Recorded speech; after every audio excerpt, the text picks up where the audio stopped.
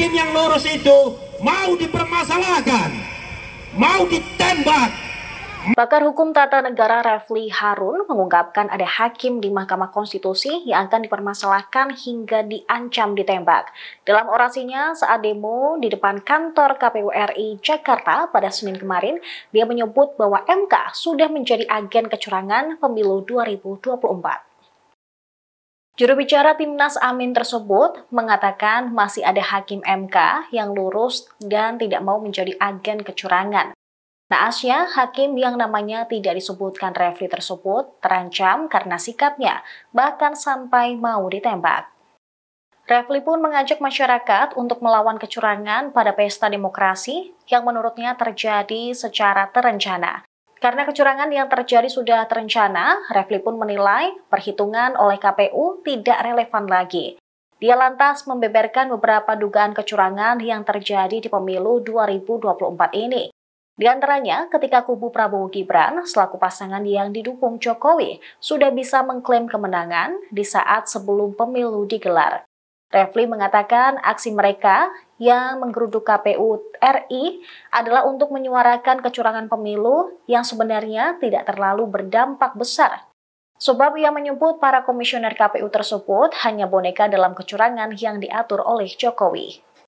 Tetapi di antara hakim-hakim Mahkamah Konstitusi masih ada 1-2 hakim yang paling tidak yang lurus.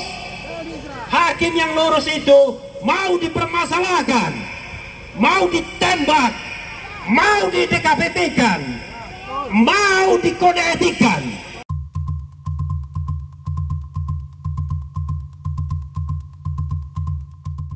Pengamat politik Lingkar Madani Indonesia, Ray Rangkuti menilai bahwa PDIP saat ini bisa memecat Jokowi dari keanggotaan partai, lantaran sudah tidak ada kepentingan politik elektoral. Ray menilai Jokowi tak bersikap tegas dengan terang-terangan mendukung paslon lain yang tidak direkomendasikan PDIP. Terlebih, Jokowi tidak mau mengundurkan diri dari keanggotaan partai yang dipimpin oleh Megawati Soekarno Putri tersebut. Ray menegaskan apa yang dilakukan Jokowi bukan contoh yang baik. Dia menilai saat ini Jokowi sedang menunggu PDIP memecat dirinya. Namun, jika ini terjadi, bisa juga mencemari nama PDIP. Tetapi dari sisi yang lain, Jokowi membiarkan seorang presiden dipecat oleh partai dan ini akan disorot oleh dunia. Atas hal itu, Ray menantang PDIP untuk memecat Jokowi dari keanggotaan partai. Hal ini dikatakan Ray karena sudah tidak ada lagi kepentingan politik elektoral.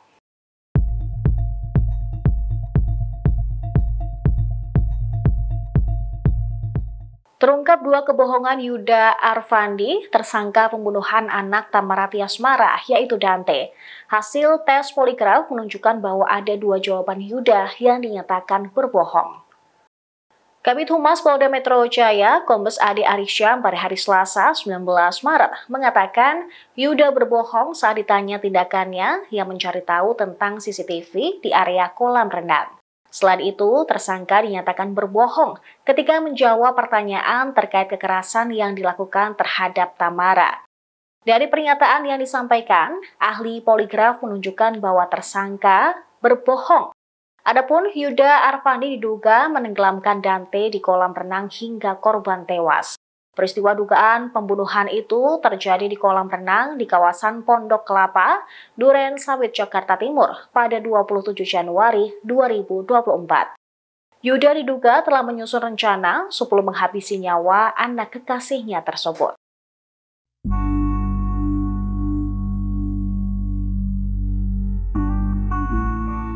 Cucu hingga cicit Presiden pertama RI, Soekarno, meramaikan pemilihan legislatif 2024. Ada 4 cucu dan cicit Bung Karno yang memperebutkan kursi anggota DPR RI, mulai dari Puan Maharani hingga Romi Soekarno. Salah satu cucu Soekarno yang dipastikan melenggang ke Senayan, yakni putri dari Ketua Umum PDIP, Megawati Soekarno Putri, yaitu Puan Maharani. Ketua DPR RI tersebut mengantongi 297.366 suara di daerah pemilihan Jawa Tengah 5. Dapil Jateng 5 menjadi langganan Puan pada pemilu. Sudah 4 kali terhitung Pileg 2009, Puan selalu mencalonkan diri di dapil yang meliputi Kabupaten Boyolali, Klaten, Sukoharjo, dan Surakarta tersebut. Anak Puan yang tak lain cucu dari Megawati dan cicit dari Soekarno, dia Pikatan Orisa Putri Haprani atau dikenal sebagai Pinka Haprani, juga terjun ke politik. Meski 2024 menjadi pemilu legislatif pertama buat Pinka, dia dipastikan lolos menjadi anggota dewan. Pinka yang mencalonkan diri di Dapil Jawa Tengah 4 berhasil mengantongi 101.125 suara.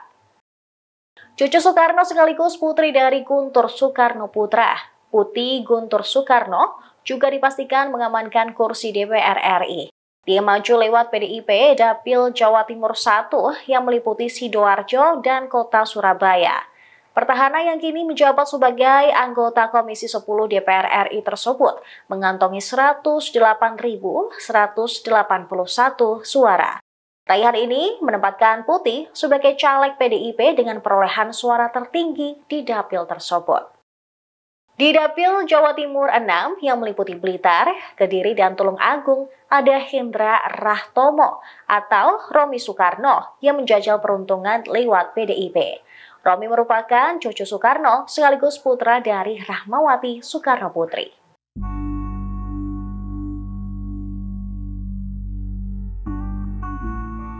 Komisi Pemilihan Umum Provinsi Papua dan Papua Pegunungan bakal menyewa pesawat untuk terbang ke Jakarta nanti malam.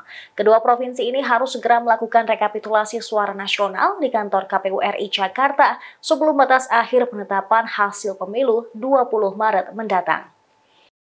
KPU telah merampungkan 35 dari 38 provinsi yang perolehan suaranya harus segera direkapitulasi secara nasional. Saat ini rekapitulasi suara Provinsi Jawa Barat masih berlangsung dan Provinsi Maluku baru saja selesai. Anggota KPU RI Idham Holik ketika dikonfirmasi pada Selasa 19 Maret mengatakan KPU Papua dan Papua Pegunungan akan berangkat ke Jakarta menggunakan pesawat charter pukul 22 waktu Indonesia Timur. Sementara itu, anggota KPU RI Muhammad Afifuddin menyebut sejauh ini Papua Pegunungan tengah melakukan rapat pleno dalam tingkatan provinsi. Pria yang akrab disapa Afif ini menjelaskan adanya alasan keamanan yang membuat lokasi rekapitulasi di Papua Pegunungan harus digeser dari Jayawijaya ke Jayapura. Sehingga keadaan itu membuat pihaknya bersama aparat keamanan melakukan kebijakan-kebijakan sebagai langkah antisipatif. Meski terjadi kendala keamanan, namun dia menargetkan kalau proses rekapitulasi untuk Provinsi Papua dan Papua Pegunungan bisa diterima berkasnya pada malam ini. Sehingga pada tanggal 20 Maret besok dapat langsung dilakukan penetapan hasil pemilu. Saya nggak bisa komentar mengenai makan siang gratis, gitu. Itu aja. Menteri Keuangan Sri Mulyani dicecar pertanyaan seputar anggaran program makan siang gratis dalam rapat kerja dengan Komisi 11 di Kompleks Senayan, Jakarta Pusat pada Selasa 19 Maret. Dia menegaskan bahwa program makan siang gratis belum masuk dalam pembahasan kerangka ekonomi makro dan pokok-pokok kebijakan fiskal 2025.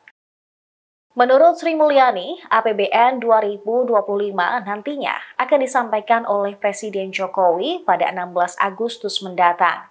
Namun, dia kembali menegaskan bahwa di Kemenq belum ada pembahasan terkait program tersebut.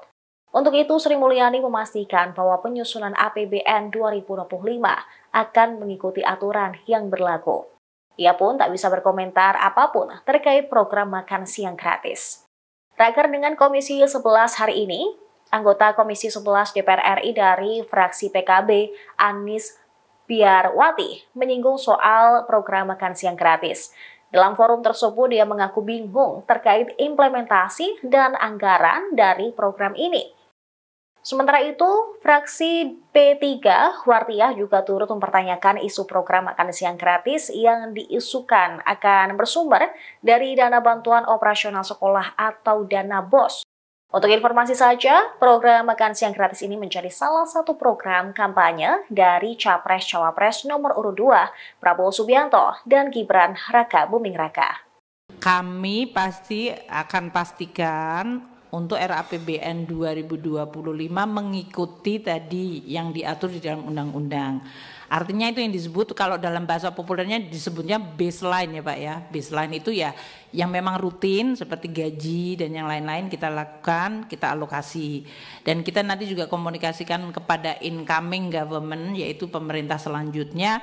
Ini yang kita propose sebagai baseline-nya, ruangannya yang ada fiskalnya sekian, monggo nanti siapa pemerintah baru atau ada tim yang ditunjuk atau siapa yang akan menjadi pejabatnya, beliau-beliaulah yang nanti akan take the itunya transisinya itu dan kemudian mendetailkan.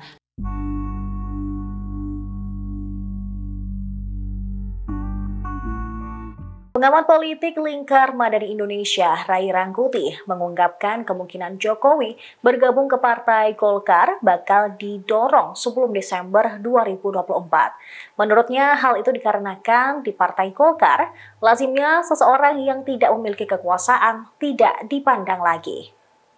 Masa jabatan Jokowi sebagai presiden akan berakhir pada 20 Oktober 2024 mendatang. Ray menilai, Jokowi tidak lebih dari 40% untuk bisa menguasai Golkar jika bergabung sebelum Desember. Sebab ada kemungkinan Golkar tak lagi memandang Jokowi jika sudah purna tugas, dalam artian tidak lagi memiliki kekuasaan. Atas hal itu, ia memperkirakan Jokowi bisa mendorong diri gabung ke Golkar sebelum Desember mendatang. Sementara itu, Ketua Umum Kelompok Relawan Pro Jokowi atau Projo, Budi Ari Setiadi, mengaku pihaknya belum dibisiki oleh Presiden Jokowi soal isu menjadi kader Partai Golkar. Ditemui di gedung DPR RI Senayan Jakarta pada Selasa, 19 Maret, Budi mengharapkan Presiden Jokowi tidak masuk ke Partai Golkar. Sebaliknya, dia berharap mantan Gubernur DKI Jakarta itu tidak berubah, tetap seperti sekarang. Namun Menkominfo RI tersebut juga tidak merinci apakah pernyataan itu dimaksudkan Projo mendukung agar Presiden Jokowi tetap menjadi kader PDIP. Namun di sisi lain, Budi enggan mengajak Jokowi untuk masuk ke dalam Projo.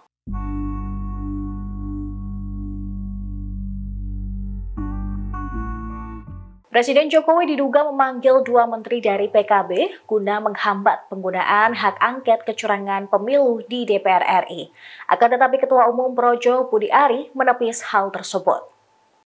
2 menteri PKB yang dipanggil Presiden Jokowi di Istana Kepresidenan Jakarta pada Senin 18 Maret kemarin adalah Menteri Tenaga Kerja Ida Fauziah, serta Menteri Desa, Pembangunan Daerah Tertinggal dan Transmigrasi Abdul Halim Iskandar. Sejumlah pihak menduga pemanggilan itu adalah upaya Jokowi menghambat penggunaan hak angket kecurangan pemilu di DPR, di mana PKB berencana mengajukannya. Budi menilai pertemuan tersebut diperlukan untuk persatuan nasional demi menjadi negara maju. Dia pun mendukung penuh langkah-langkah untuk membangun persatuan Indonesia. Akan tetapi, Budi Ari tidak menjawab secara pasti ketika ditanya mengenai apakah pertemuan tersebut untuk menghambat dorongan penggunaan hak angket DPR RI. Sebab 5 anggota Dewan Fraksi PKB mulai menandatangani usulan hak angket agar bisa dibawa ke rapat paripurna DPR RI. Ia juga mempertanyakan sikap sejumlah partai politik yang tetap ingin mendorong penggunaan hak angket. Budi mengaku sudah mendapatkan informasi dari Bawaslu RI bahwa mayoritas pelanggaran terjadi di Pileg 2024, bukan Pilpres.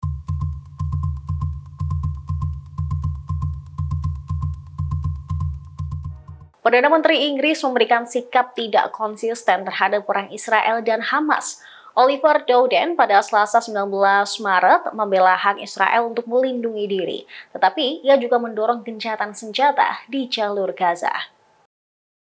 Mengutip Reuters, ia menyerukan gencatan senjata harus dilakukan segera di Gaza atas dasar kemanusiaan dan demi mengeluarkan para sandera. Dowden mengatakan pemerintah Inggris terus-menerus mendesak Israel untuk mematuhi hukum kemanusiaan internasional. Dia juga menyampaikan kekhawatiran mengenai pengiriman bantuan ke Gaza, di mana krisis kemanusiaan terjadi setelah 6 bulan pertempuran. Komentar Dauden muncul sebagai tanggapan terhadap pernyataan tentang ketegangan antara Israel dan Amerika Serikat mengenai cara Perdana Menteri Israel Benjamin Netanyahu dalam menangani perang tersebut, khususnya perkiraan adanya serangan militer ke Rafah. Sementara itu, Kepala Hak Asasi Manusia PBB pada hari Selasa mengatakan pembatasan bantuan kemanusiaan yang dilakukan Israel untuk Gaza mungkin merupakan taktik kelaparan yang bisa menjadi kejahatan perang. Pihaknya juga mengklaim sebuah laporan yang didukung PBB menemukan bahwa kelaparan kemungkinan besar akan terjadi pada bulan Mei tanpa berakhirnya pertempuran. Presiden AS Joe Biden memperingatkan Netanyahu pada hari Senin bahwa operasi Israel di Rafah akan memperdalam anarki di Gaza dan mereka sepakat bahwa tim dari masing-masing pihak akan bertemu di Washington untuk membahasnya.